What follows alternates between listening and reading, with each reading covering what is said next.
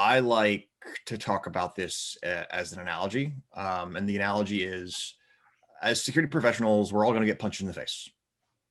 This is a fact. An attacker is going to show up and want what we have, and they're going to punch us in the face to get it. Right. The question is, do you want the first time you get punched in the face to be the time that attacker steals your stuff, or do you want a friendly person to punch you in the face or attempt to see how well you avoid, prevent, detect, or respond that punch? I don't want anyone to punch me in the face, friendly Well, or otherwise. that is the ideal, right? Is that no one ever punches anyone in the face, but it's not the world we live in. Right. So, like, can you frame that for me? Like, you say getting punched in the face, an analogy that I love. Folks who've seen me give slide talks on this topic before. But like, what would you offer, or what would you expect to get with a red team that you're not going to get with, say, like a pen test or something, other offensive testing that folks might be accustomed to? Sure. And this gets into that sort of religious definition topic a little bit, but I will say, from my perspective, what you're going to get from a red team versus a pen test is you're going to get, sort of like you said, an objective focused attempt to gain access to your systems with no necessarily preconceived notions of how or like what service that's going to occur through or how that's going to happen, which would give you a much more true to life view of what an attacker might do if they were starting from zero and saying, I want to break into a given company. Gotcha. So I guess mental model for me, I'm picking on you two individuals. Philip, I kind of view you as the guy who's been a customer of, a consumer of Red Team, as the security professional. And Rob, I guess I view you here as a person who's been building and performing and being Red Teams. So I get to do the punching. Philip gets to get the punch in the face. Got it. That's our analogy. Yep.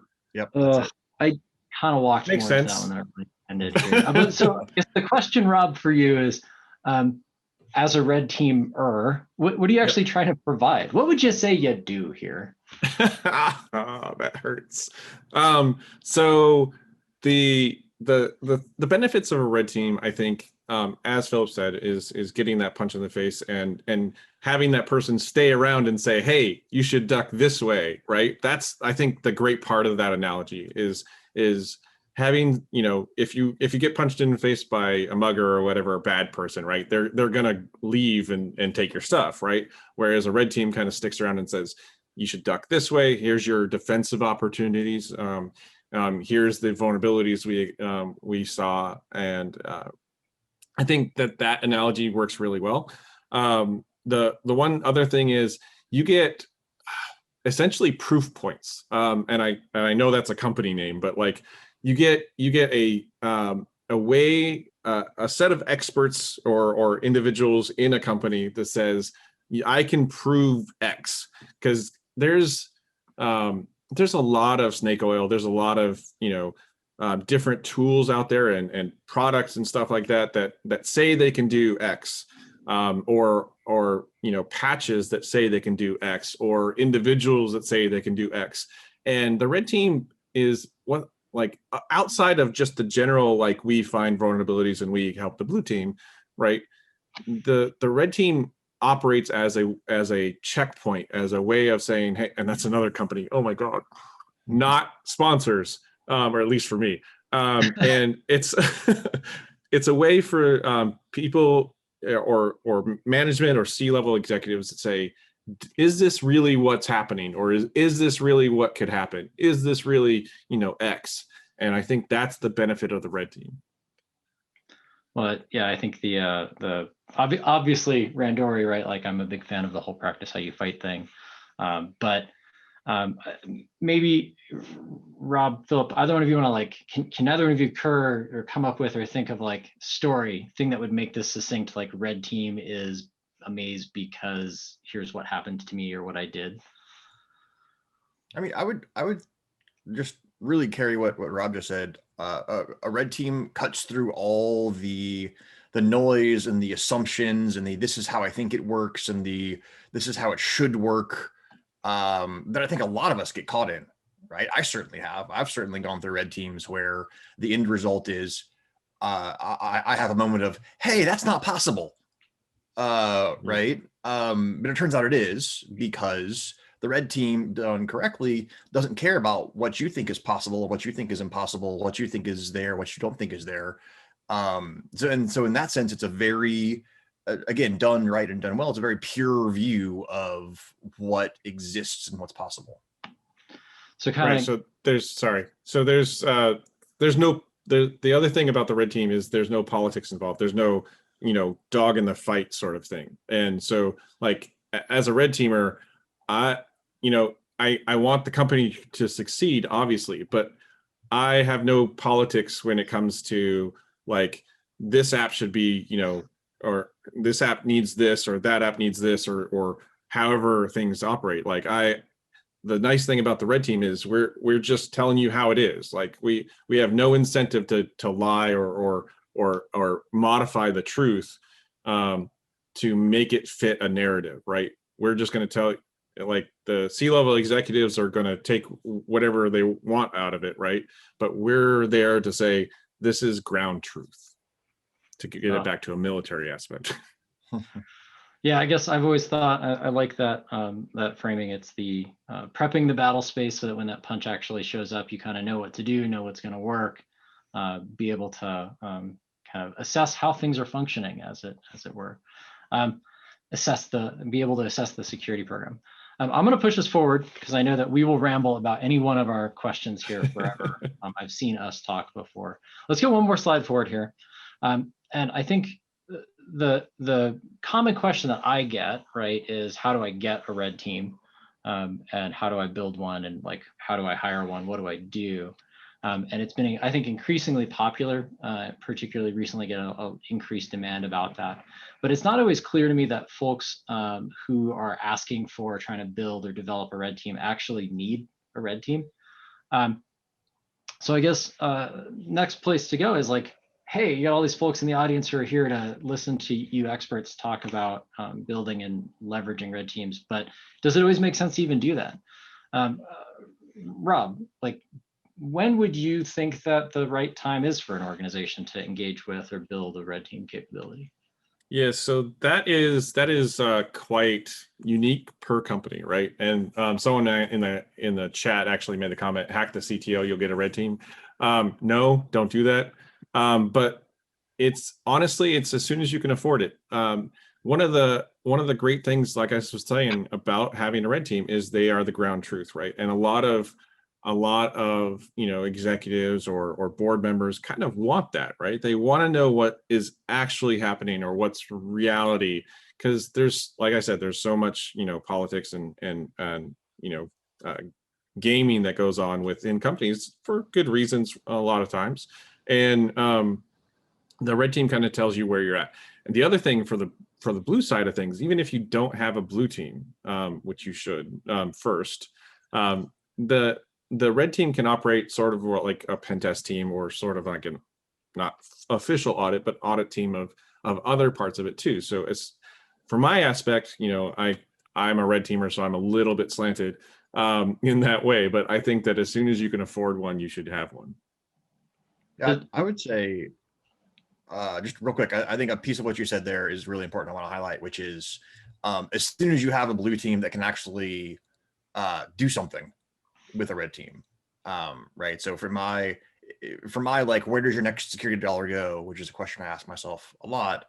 My first security dollars go to building the blue team, and once I think I have what is a good capability there, then my next security dollars would go to building a red team that tests that blue team and ensures that what we're building is actually good, and can prevent, detect, respond.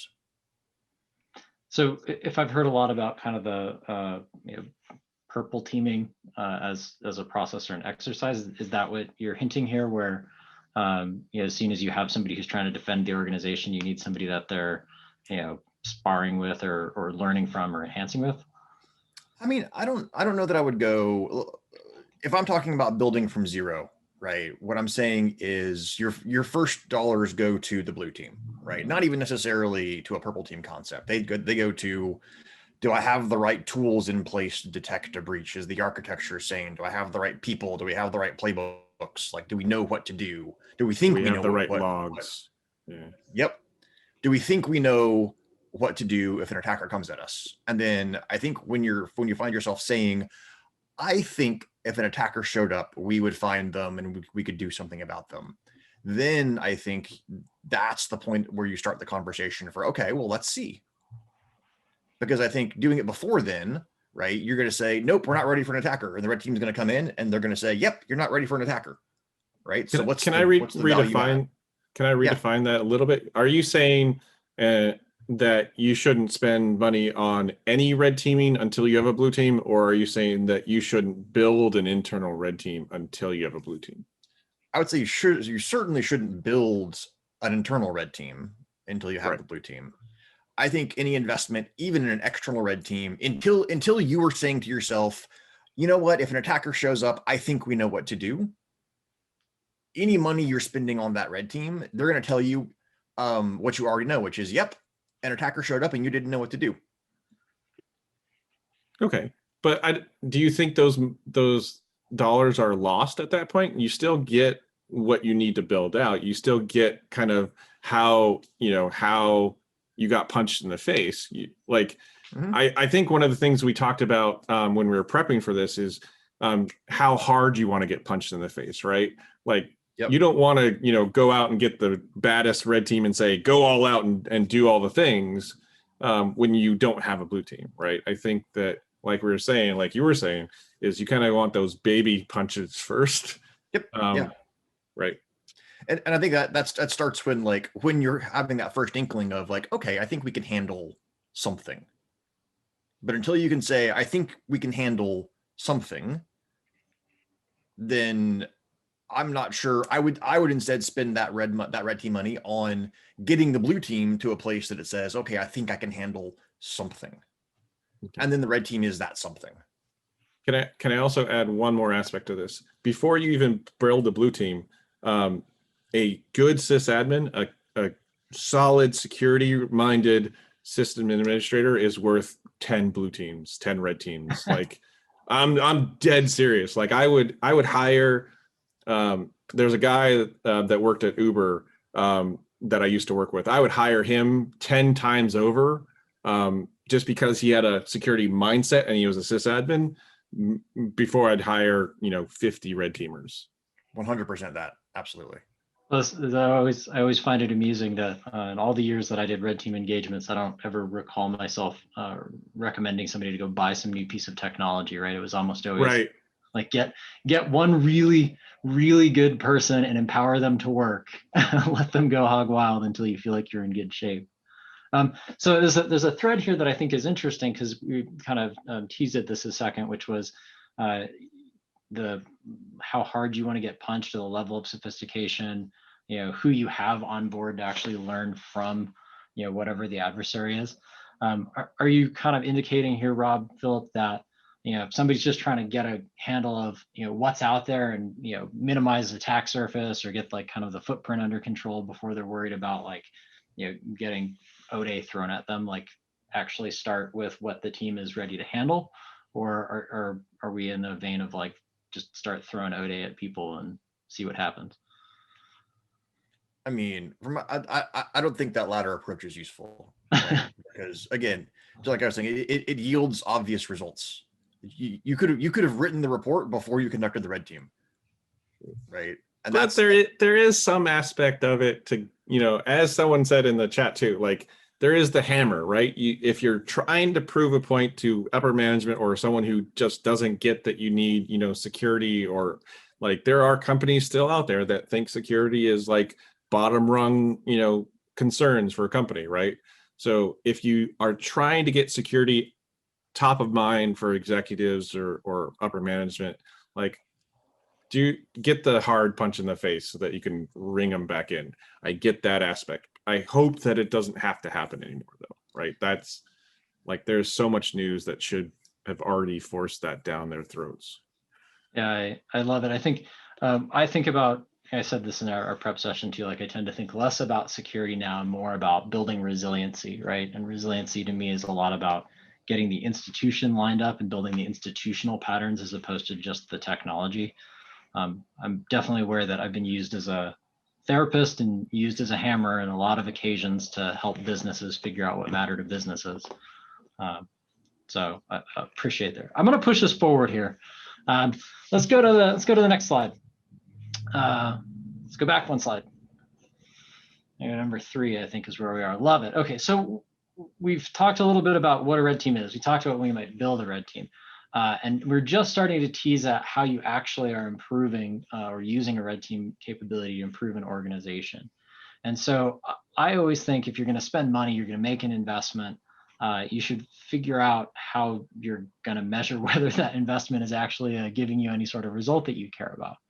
So in the context of building a red team and leveraging the capability, how do we know whether we're doing it? Right? How do we know where to get what we want out of the exercise? So I will go to Rob first. Like, what does success look like? Yeah, so I will say that success is not number of findings, and we talked about this before too. Like, I find that a lot of organizations define pen testing and red teaming success with the number of findings because that's what they, that's the output. That's what you pay for is the report, right? But I don't think that is where it should be. I think it should definitely be in change over time. And that's harder to put metrics on until you start doing it. You have to create a report, not of the findings, not of the things that need to change, but of the change itself.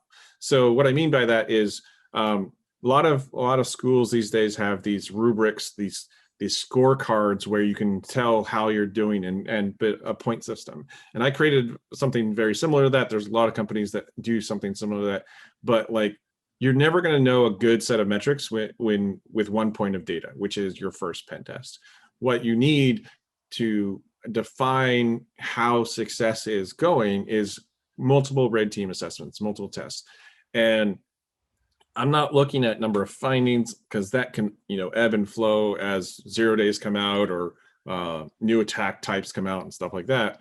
What you're looking for is, time to detection, time to remediation, those types of blue team side metrics.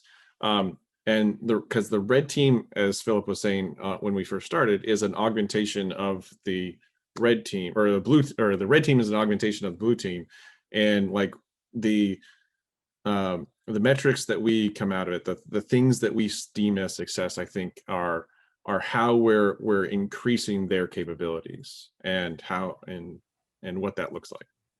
I think that's exactly right. I think the way I think about this is how are red teams contributing to the exercise of my blue teams? How are red teams forcing my blue teams to work through playbooks and processes and thought patterns that they may not have to do day in and day out, but that they shouldn't let atrophy over time. So I think metrics around, hey, how frequently has this playbook been exercised? What is the improvement over time in time to detection, time to response, et cetera? Those are the right metrics, I think, to pursue here. So one of the go ahead. Yeah, go ahead, Rod. So one of the things I've done in the past is created. So let's say that we have something as simple as Mimikatz detection, right? So we have the red team do, just to frame it a little bit, we'll have the red team run Mimikatz, and just standard Mimikatz run it. Doesn't work because EDR and Defender and all the stuff stop it. Cool. Check that off as sort of a good column, as a +1. Then we have him running as PowerShell, run it as injected first ANSI bypass, all of these different techniques to get around our defenses and put pluses and minuses and score those. So when you create a scorecard for red team success, what you're looking for is, hey, in general, how do we do at detection and on these different verticals, right? Can we see C2? What if we do C2 this way? What if we do C2 this way? What if we do C2 that way? How, out of the 13, 14, 50 different command and control things we tried, how many did we catch or stop? And then hopefully that number goes down, right? And that way you can have your red team sort of doing purple teaming that we already talked about, but like doing those types of tests. And what you do from a full red team, an external like black box red team, is identify inside of those what they saw versus what you have. And that's where that really comes down, right? So if you have an external red team, someone who doesn't work at your company, right? They have no idea what you have. And that's a really great way to start. So you have your blue team say, we have this, we have, we have AV, we have EDR, we have proxy detection, we have SSL, and, all of these checkboxes, and say, we definitely have all these, we should have this. And then you have your red team put in points, a scorecard very similar, and say what they saw, what they had to bypass. And then you marry those up at the end of that external red team assessment, or that external assessment and engagement, and you say, how did we do? And the better those match up, the better you're doing. And hopefully that gets to, equal footing, where the red team has to, hit every single protection that you have to get through. And so that 0 mark where they're both exactly the same is kind of where you're going. Philip, are you also leveraging like a scorecard approach? Like Not not explicitly, certainly, although that's an interesting idea that we should think about. How do you guys think about, like, so there's like two things that I'm considering and kind of like looking at how to measure, right? This notion, one, that like if you're going to measure, you're going to need to measure over time, right? So do you view like red team as a thing that, or any offensive testing as a thing that you just need to be continually doing all the time? Is it a thing that you do like, snapshot annual, get a number? Is this a thing that you're like just continually engaging against an organization? How do you view like the benefit in that, or leveraging such a benefit in that way?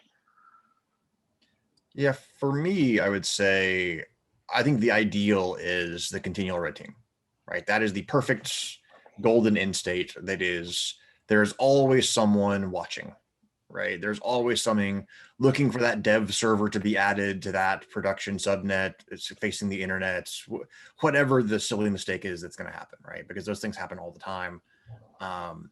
And a great continual red team can help bring visibility, not just to a point in time view of the company, but continually across the days and weeks and months and years, the operational excellence of the company, which is, I think, super critical. Yeah, I'll just echo that. I think that having a continual red team, where like the optimal red team, if I'm saying, dream team optimal, day, is where you have a red team that it has 0 restrictions and no requirements from the outside of the red team, where you say, all right, red team, you're unleashed inside this company, like as an internal red team, right? You work here as a full-time employee. You don't have any other inputs from anyone. I want you just to go after as much as you can, create reports as you go, like to work with parts of the company, but find all of the systemic issues. Like if you can get to a red team that has, 0 input from other parts of the organization, other than like learning about new technologies or learning about new things, where you don't have, them getting pulled in 17 different directions, where they just have the freedom to kind of just, splat, go everywhere. That's my optimal red team. Now, does that happen? No, never. But that would be, because what happens is when you have that scenario is that they start going after like things, much like an attacker would. As you gather that information, as you get that information, they'll see the next thing. They'll see the next thing. Then you'll start seeing where, all of these different parts of your company systemically have issues, or parts of it that have issues. If I can get access to this, and then I can get access to that. And that's what real attackers do. That's what APT actors do. They'll be in your network or trying to stay in your network, learning as much as you can. And that's what an internal red team, that's what real attack emulation to me is. Yeah, I think the thing that sticks to me here is when you're trying to build that institutional resiliency, right? It's not just being able to say like that I can find a set of vulnerabilities or measure findings in an environment, right? Like that institutional resiliency is built, I think, over um, building the muscle, as it were, right? Like kind of replaying the incidents and figuring out how stuff works. And I think that people tend to think a lot about patching everything. And I think, Philip, you said the when somebody deploys the dev server that shouldn't have been deployed, or right, if you can have an organization or an adversary looking at you all the time, and who can respond to those incidents as they're happening and help you figure out whether the program is actually able to handle something that feels real, because it seems pretty real. I think there's a real opportunity to learn there, and also to spread that learning around the organization, right? You can demonstrate a real failure in one part of the business and then let the rest of the business learn from that, or just feel the pressure of it, right? You can actually affect some change. I'm going to push this forward. Let's jump to critical ingredients here. So I guess Rob, you've built like, I don't know, how many red teams? A dozen at this point? You, Philip, you've had a pretty interesting set of experiences, I would say. For those who haven't Googled Philip, lots of good press coverage there. What are the critical ingredients, like, in order to build or put in place a red team that's going to be successful? Like, what are the skills? Like, who are you recruiting? What are you setting up institutionally around that apparatus to actually leverage it in the space? Rob, I guess I'll throw that one to you first. I'm going first the whole time. Philip, do you want to go first this time? Like, this is all right, Philip, you go first, man. Sure. I think there's a couple of things that are really, really important. One is, as I mentioned, I think you have to have a foil for the red team that is the blue team, right? You have to have something for them to test against you. You have to at least think at some level you're ready for some level, so you're ready for some amount of adversarial activity. That's I think really important. Two, I think, is you have to be willing to action what the red team finds. I think it's probably, not a red teamer myself, but it would probably be the most frustrating experience in the world as a red teamer to come back time after time and write the same report, right? At some point, you just give them the report and you don't do the testing, and they can't tell the difference. I may have done that in the past. And then I think you have to have buy-in. If you're going to run a real red team, you have to have buy-in and appetite from the business for things to break, right? And you have to have that willingness and that engagement. Yep. So go ahead, Rob. I'm gonna throw it to you, and then I'm gonna just say we're a little tight on time. I have one more question I want to just get to at the end, so I'm gonna So yeah, real quick.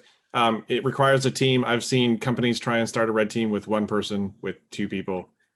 It's not how it works.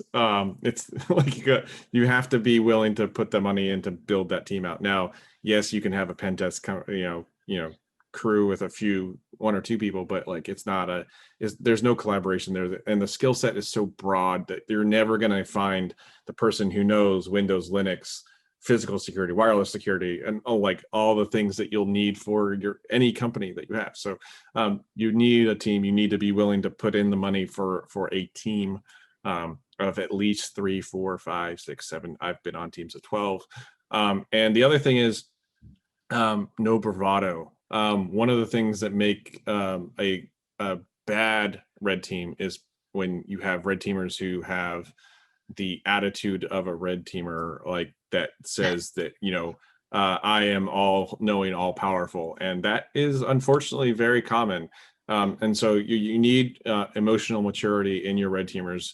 And that's not easy to, interview for and figure out. So I would say that the one aspect of it is that it's really hard to, hire a junior red teamer, because they're most of the time not going to have that emotional maturity to hold the keys to the kingdom. And that's what a red team can do, right?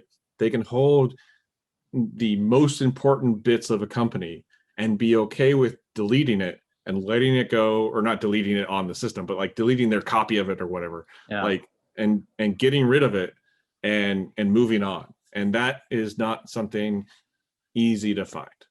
So you need an institution that's prepared to learn and able to benefit, with a diversely skilled, broad group of individuals able to deliver a capability, who have the emotional capacity to, emotional maturity to be able to conduct themselves in a way that's commensurate with the trust that they need to have within the organization, helping affect change. It's a tall order, I will say, but it is an approachable thing. Hopefully, there are some folks who can make that more attainable for folks. Cough, cough, Randori. Trying to what we're trying to bring. I got one more question that I do want us to make time for, and it's maybe the most important. So I'm sorry for us running up to the top of the time, but where do we start? So you presumably, as listeners on the call here, are interested in building a capability and want to know, like, what are the first steps to take? Philip, first step, somebody's going to try to kick off a red team exercise. Where do they go first? What do they do? Yeah. So at the very first, you're almost certainly not gonna, you not only shouldn't, but probably can't build an internal capability, right? You're working with an outside red team provider of some sort. I think that you, and I'm assuming, by the way, in this answer, that you have already gone in and like got the buy-in and all that fun stuff, and you're ready to go find the right partner and get punched in the face at some level. Then I think it's finding that person, making sure they're a match for you and what you need. They're going to bring the right level of the right skill sets, the right level of technical diligence, that kind of thing. There's a huge gradient of the skills of external red teams. And so making sure that you bring in the skills and the kind of a partner that you need for the kind of evaluation you have, and that you have the right way to measure it over time, right? I think those are the very, very, very quick starting points. Awesome. Rob, minute on the clock here. How do you sell this to your company? So honestly, you start with at least one person who's been there a while, at least one person who's from outside the company, and at least one person who's a senior person who's been around, right? You start with those people, you put those together because they'll have the institutional mindset, they'll have the external, I don't know anything yet, open mind, and you have a leader. So that's where I would start.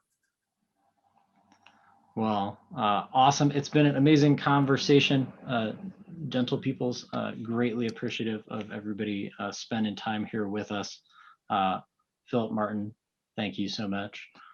Rob Fuller, Mubix, always a pleasure. I always love chatting with you guys about all things offensive cyber, and I hope we get a chance to do it again. And then to the crew here at RSA, thanks for putting this all together. Greatly appreciative for the audience as well. Thanks, everyone. Thanks.